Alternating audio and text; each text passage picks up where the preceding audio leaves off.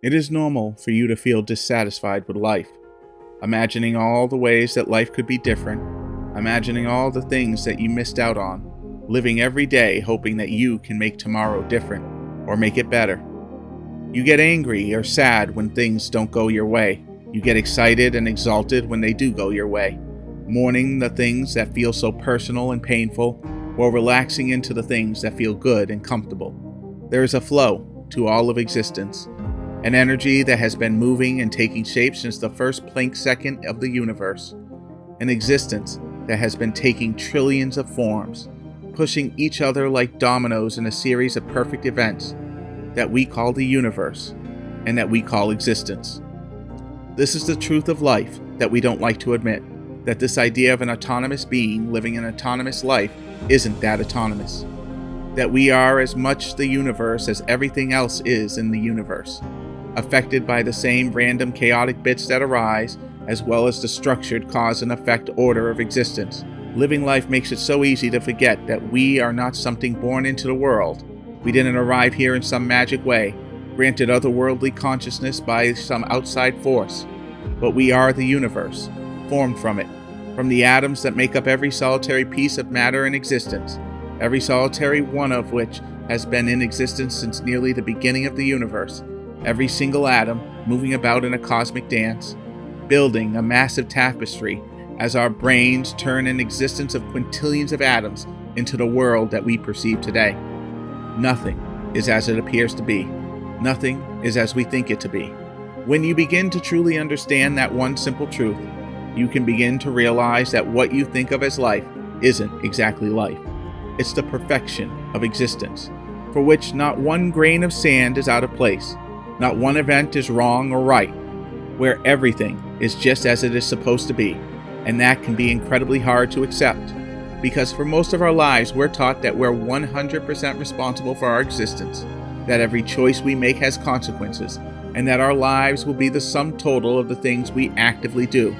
To believe then that life is just something we are experiencing, that it isn't something that we are in control of, seems like blasphemy to many people.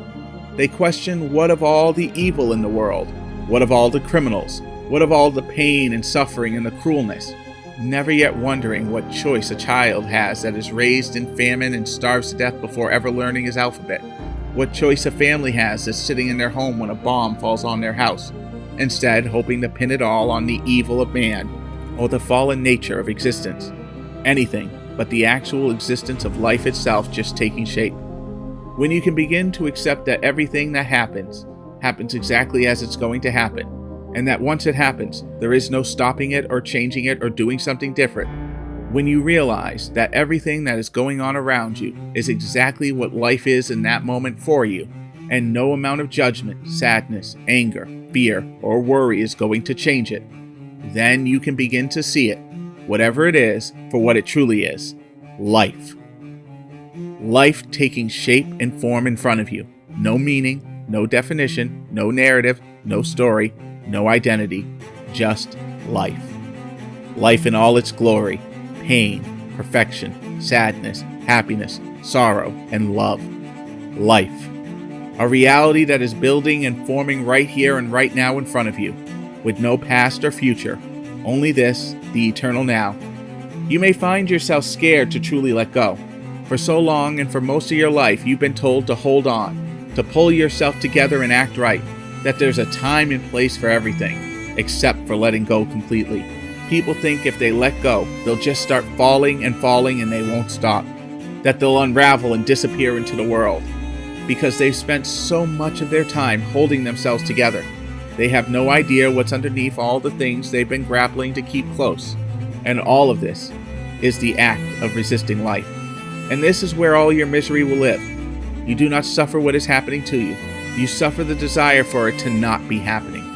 Calling it pain, calling it loss, calling it misery, calling it anything and everything except what it truly is: life. You want things to be different so much that you drive yourself crazy and miss out on all the gifts and wonder that are here for you right now. You let yourself be miserable and sad and burdened by what has happened in life, never realizing that it was never meant for you to take the pain and feel that way. You hope to not go gently into that good night, that you can, as Dylan Thomas wrote, rage against the dying of the light, never realizing that you are the light, that you will never go anywhere because there is no other place for you to go.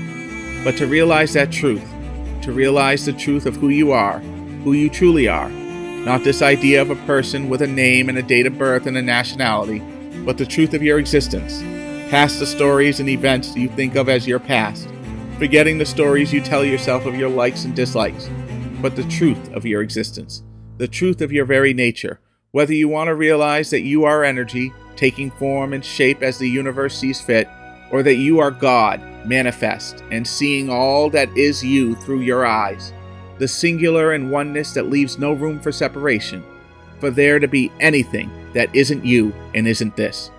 When you realize this fully and completely, embracing it and experiencing this truth, you will realize that every solitary time you've been sad or disappointed, that you've wished for things to be different than they are, have been you resisting life. And in resisting life and trying to make life the way that you want to make life, you will realize that you suffer needlessly, wanting a life without problems, when in truth, there have never been problems, only a new experience for you to face. For when you truly realize the oneness of existence, you realize there is nothing happening in the way that you have often thought of things happening, that the world isn't taking aim at you, that life isn't trying to hurt you, and that every choice you think you freely made isn't coming back to bite you in the ass. That all of that is oneness, taking shape and form in this moment constantly and consistently. That you are it. That there is nothing to fear. That there is nothing to lose. There is nothing that needs to be different. You are it. You are perfect and complete.